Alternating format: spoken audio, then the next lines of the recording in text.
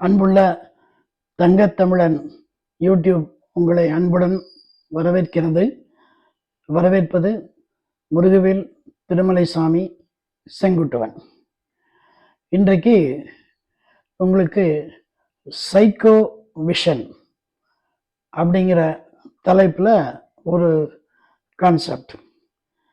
இது என்ன psycho vision அப்படின்னா, இப்போ நான் என்ன சொல்ல போகிறேனோ அதை நீங்கள் என்ன பண்ணுறீங்க, கண்ணை மூடிட்டு கேட்குறீங்க. கண்ணை மூடிட்டு நான் சொல்கிறத இமேஜின் பண்ணுறீங்க. இமேஜின் பண்ணி அப்படியே எங்கூடவே ட்ராவல் பண்ணுறீங்க. ட்ராவல் பண்ணும்போது அந்த இடம், அப்புறம் அந்த இடத்த சுற்றி இருக்க எல்லாமே உங்களுக்கு மனக்கண் முன்னால் அப்படியே ரவுண்டாக வரும். இதுக்கு சைக்கோ விஷன் அப்படின்னு பேர். நீங்கள் நினைக்கிறபடி சைக்கோன்னா அந்த மாதிரி சைக்கோ இல்லை. இது உளவியல் சம்பந்தமான ஒரு பார்வை. உளவியல் சம்பந்தமான ஒரு பார்வை ரொம்ப நல்லா இருக்கும். முதல்ல அந்த பார்வைக்கு நான் உங்களை தயார் பண்ணணும். அதுக்காக நீங்கள் இப்போ என்ன பண்ணுறீங்கன்னா, ஃபஸ்ட்டு கண்ணை முடிக்கிறீங்க. கண்ணை மூடிட்டீங்களா? 3, 2, 1, 0. ரைட். இப்போ நான் சொல்கிறத மட்டும் இமேஜின் பண்ணுங்க. ஒரு ஏரோப்ளேன், அது சின்னதாவோ பெருசாவோ உங்கள் கற்பனையில் எப்படி வேணால் வச்சுக்கலாம். அந்த ஏரோப்ளேனுடைய முன்னால மூக்கு, பின்னால டெயில். அந்த ஏரோப்ளேனோட முன்னால மூக்கு, பின்னால டெயில். அப்புறம் அந்த ஏரோப்ளேனோட ஜன்னல், அந்த மூக்கு கிட்ட ஒரு ஜன்னல் இருக்கும். அந்த ஜன்னல்ல உள்ளுக்குள்ள பைலட்டோட ஒரு பிம்பம். இதுதான் கடைசி வர்ற ஃபிகர். அந்த பிம்பத்தை நீங்க பாக்குறீங்க, மனக்கண்ணில் பார்த்துட்டு இருக்கீங்க. Right right. இப்போ நம்பர் 2, இப்போ ஒரு பெரிய ஏரி. அந்த ஏரியில நிறைய தண்ணி இருக்கு. தண்ணியில ஒரு போட்டு மிதக்குது. அந்த போட்டை அந்த ஏரிக்குள்ள போகாம இருக்கிறது ஒரு கயிறு கட்டியிருக்காங்க. அந்த கயிறை இமேஜின் பண்ணுங்க. அந்த கயிறு ஒரு மர நடபாதை இருக்கு, அந்த நடபாதையில கட்டியிருக்காங்க. அப்ப அந்த போட் மெதுவா இப்படி அசைஞ்சிட்டு இருக்கு. அந்த போட் அசைறது தான் உங்களுடைய இப்ப கற்பனை. இப்ப போட் அசைஞ்சிட்டு இருக்கு. அசைறது பாக்குறீங்களா? ரைட். இப்ப மூணாவது கொஞ்சம் டிஃபரெண்ட் கான்செப்ட். ஒரு ஓட்டு வீடு. அந்த ஓட்டு வீடுல ஒரு திண்ணை. ஒரு திண்ணையில ஒரு பாட்டி உட்கார்ந்துருக்கு. வெள்ளை சீலை கட்டிட்டு ஒரு பாட்டி உட்கார்ந்துருக்கு. தலைபூரா நரைச்சிருக்கு. அந்த பாட்டி ஒரு காலை மடக்கிட்டு ஒரு காலை நீட்டிட்டு இருக்கு. அப்புறம் முன்னால ஒரு உரல், ஒரு சின்ன வலக்கை, அதுல வெத்தலை பாக்கு போட்டு இடிச்சிட்டு இருக்கு. அதை இமேஜின் பண்றீங்களா? இடிச்சிட்டு இருக்கு. ரைட். இமேஜின் பண்றீங்க. இப்ப இடிச்சு முடிச்சாச்சு. இதுதான் கடைசியில பாக்குறது தான் உங்களுடைய பார்வை.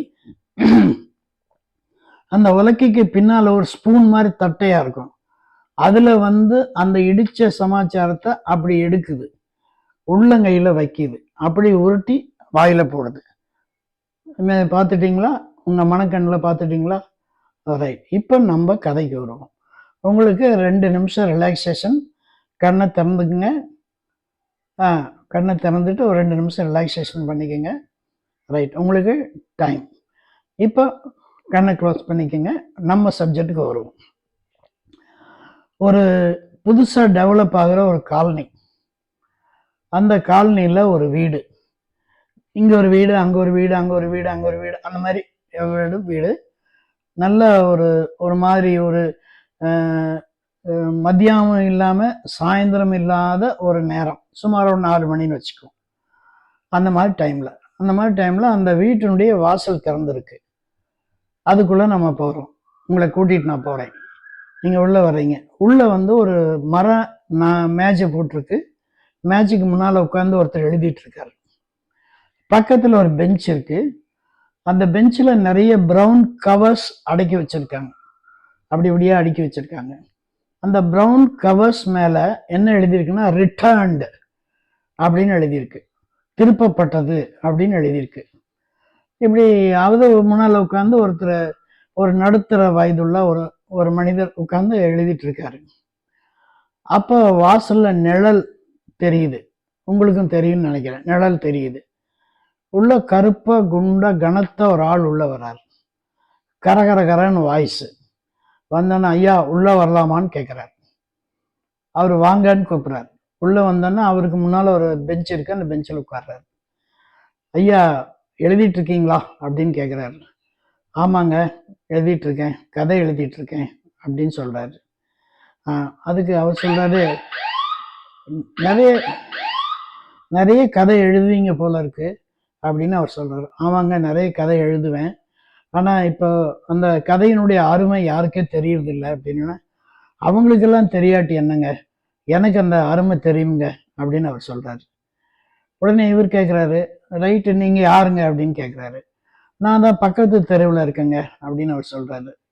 ரொம்ப நாளாக உங்களை பார்க்கணுன்னு தோணுச்சு, இன்றைக்கி தான் டைம் கிடச்சிது வந்தேன் அப்படிங்கிறார். பாருங்க நான் இவ்வளோ எழுதி வச்சுருக்கேன், ஒருத்தருக்குமே அதனுடைய அருமை தெரியலன்னு மறுபடியும் சொல்கிறாரு. அப்போ ஆமாங்க, பட்டு நான் என்ன சொல்கிறேன்னா, இந்த மாதிரி தான் ஒருத்தர் வந்து ஃபாரின் கண்ட்ரீஸில் ஒருத்தர் இருந்தாருங்க. அவர் வந்து இந்த மாதிரி நிறைய நிறைய நிறைய எழுதினார். எழுதுனது யாருமே அதை சீந்தவே இல்லை. எழுதுறதுக்கு பேப்பர் இல்லாமல் பக்கத்தில் போய் கடன் வாங்கி வந்து எழுதுவார். கடன் கொடுக்கறதுக்குன்னே அங்கே அவர் நண்பர் ஒருத்தர் இருந்தார், அவர் கொடுப்பாரு, இவர் எழுதிட்டே இருப்பார். எழுதி எழுதி நிறைய சேர்ந்துருச்சுங்க பாருங்க, இந்த மாதிரி அந்த மாதிரி சேர்ந்துருச்சுங்க. அப்போ என்ன பண்ணுறாரு, இனி எழுத முடியாது, ரொம்ப புவர் ஆகிட்டோன்னு தோணுன்னு அதெல்லாம் வந்து ஒரு பேப்பர் கடைக்காரனுக்கு போடுறாரு. பேப்பர் கடைக்காரனுக்கு போட்டு அந்த காசை வாங்கிக்கலான்னு சொல்லி பேப்பர் கடைக்காரனுக்கு போடுறாரு. அவன் என்ன பண்ணுறான், அந்த பேப்பர் கடைக்காரன் அதை அப்படியே கொண்டு ஒரு பலசர கடைக்காரனுக்கு போடுறான்.